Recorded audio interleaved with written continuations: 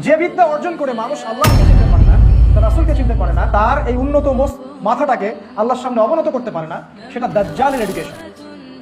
এই education system created by দাজ্জাল। জ্ঞান সেটাই যেটা মানুষকে আল্লাহর দিকে নিয়ে আসে, তার রাসূলের দিকে নিয়ে আসে, ইসলাম এবং কোরআনের দিকে নিয়ে আসে। এখন আমরা এই 20-30 বছর পড়াশোনা করে কি অ্যাচিভ করছি এটা আপনি নিজে চিন্তা করেন। 30 বছর পড়াশোনা করেছেন, আমরা স্কুল থেকে অনার্স মাস্টার্স করতে 24 বছর পড়াশোনা করছি। 24টা কোরআনের আয়াত আমি শিখিনি। ভেরি স্যাড টু সে, কিন্তু সত্য। 24টা হাদিস তারা আমাকে শিখায়নি। 24টা সাহাবীর নাম তারা আমাকে শিখায়নি। 24 জন নবীর নাম তারা আমাকে শিখায়নি। তারা আমাকে 24টা আয়াত নিয়ে গবেষণা করতে শিখায়নি। তাহলে আমি কিসের পেছনে ছুটলাম? এটাই হচ্ছে গরজুদ দুনিয়া, দুনিয়ার পেছনে ছোটা, যেটা রাসূল সাল্লাল্লাহু আলাইহি ওয়াসাল্লাম বলেছেন শেষ জামানায় মুসলিমরা গরুর রশি ধরে থাকবে, মানে দুনিয়া নিয়ে ব্যস্ত থাকবে। তারা আল্লাহর পথে দাওয়াত, আল্লাহর পথে জিহাদ ছেড়ে দিবে, হক কথা বলাও ছেড়ে দিবে। তারা মানুষকে ভয় করবে, আল্লাহকে ভয় বাদ দিবে। তিনি আরো বলেছেন আখিরুজ জামানের সাইন হচ্ছে যে মানুষ সত্যবাদীকে মিথ্যাবাদী বলবে, মিথ্যাবাদীকে সত্যবাদী বলবে। সমাজের সবচেয়ে নিকৃষ্ট মানুষ হবে নেতৃত্বের আসনে, আর সবচেয়ে উচ্চ শ্রেণী যারা মানুষ, সত্যিকার যারা স্কলার, তারা হবে সমাজে নিগৃহীত, নিপীড়িত।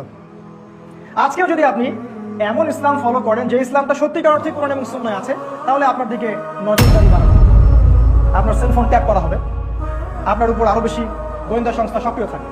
কিন্তু আপনি যদি এমন ইসলাম ফলো করেন যে ইসলাম ফলো করলে আমেরিকার কোনো সমস্যা নাই, ইসরায়েলের কোনো সমস্যা নাই, ন্যাটোর কোনো সমস্যা নাই, তাহলে ইউ আর কমফোর্টেবল, আপনার কোনো সমস্যা নেই। এই হলো শেষ জামানা।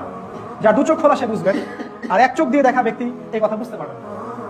রাসূল সাল্লাল্লাহু আলাইহি ওয়াসাল্লাম বলেছেন শেষ জামানায় মুমিনের জন্য সমাজে টিকে থাকা কষ্টকর হবে।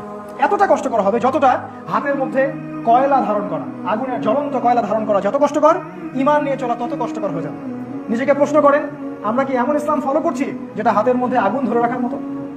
বরং আমরা তো এমন ইসলাম ফলো করছি যেটা কসমেটিক্স ইসলাম, প্রোটেস্ট্যান্ট ইসলাম, যেখানে ডানেও ঠিক বামেও ঠিক, আমিও মাঝখানে ঠিক, তাই না? এই হলো আমাদের অবস্থা। রাসূলুল্লাহ সাল্লাল্লাহু আলাইহি ওয়াসাল্লাম আরো বলেছেন শেষ জামানায় সময় সংক্ষিপ্ত হয়ে আসবে, টাইম খুব তাড়াতাড়ি চলে যাবে, এক জুমা থেকে আরেক জুমা খুব দ্রুত চলে আসবে। তিনি বলছেন 1 বছর চলে যাবে একটা মাসের মতো, একটা মাস চলে যাবে একটা সপ্তাহের মতো, একটা সপ্তাহ চলে যাবে একটা দিনের মতো, আর একটা দিন চলে যাবে একটা ঘন্টার মতো। কিভাবে টাইম শর্ট হয়ে যাবে? যত বেশি ভূমিকম্প হবে তত বেশি টাইম শর্ট হয়ে যাবে। আর আমরা এই যে চাঁদের ক্যালেন্ডার বাদ দিয়ে পশ্চিমা ক্যালেন্ডার গ্রহণ করেছি, সময়কে আমরা কমিয়ে নিয়ে আসছি। আরো কিভাবে সময় শর্ট হবে? এই যে আজকে দিনকে রাত করা হয়েছে, রাতকে দিন করা হয়েছে। ছেলেরা ঘুমাতে যায় রাত 3টায়, ওঠে 10টা, 11টা, 12টায়, ওদের জন্য দিন হচ্ছে 6 ঘন্টা। আর আজকে থেকে আমাদের বাপদাদারা যারা ছিলেন তারা সেই ভোর 4টায় উঠতেন এবং রাতের বেলা তাড়াতাড়ি ঘুমাতেন। তাদের কাছে দিনটা অনেক লম্বা ছিল, তারা অনেক কাজ করতে পারতেন, তাই না? এভাবে আমরা দিনকে শর্ট করে নিয়ে আসছি, সময় সংক্ষিপ্ত করে আমরাই নিয়ে আসছি।